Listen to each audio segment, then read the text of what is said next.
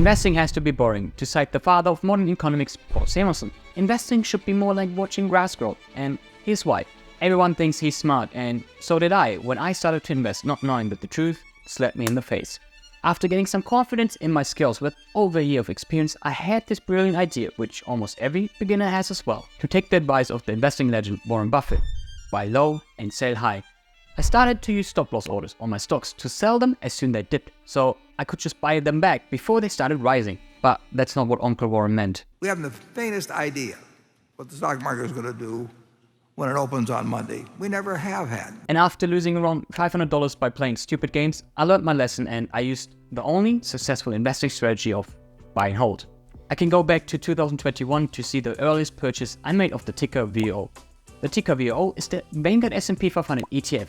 Owning the ticker VO gives me diversification across 500 leading US companies, spreading my risk and potential smoothing out market bumps. As you can see, I purchased the ticker VO on the 19th of July 2021, and since then I made a profit of 21%. Another one on the 21st of September in 2021, and which is just at 16.82%, but still a big green for not doing anything. But I can also see some bigger numbers. On the 31st of October 2022, I had a profit of 32.33%. And even better is my purchase from the 13th of June in 2022 with 35%. I won't reveal the actual numbers because of security reasons. I hope you can understand.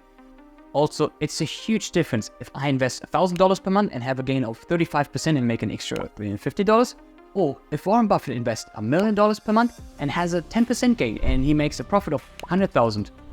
Therefore, I don't want to give you any formal or delusional results you might not achieve personally, but how's my portfolio looking in total, because those big gains were actually just dividends I reinvested and not the large sums I invested.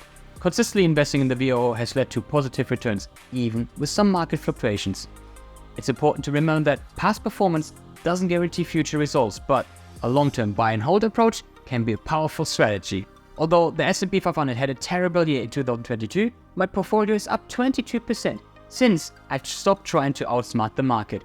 Watch this video next to learn more about the S&P 500 index fund to decide for yourself if this investment is for you. See you there, investor.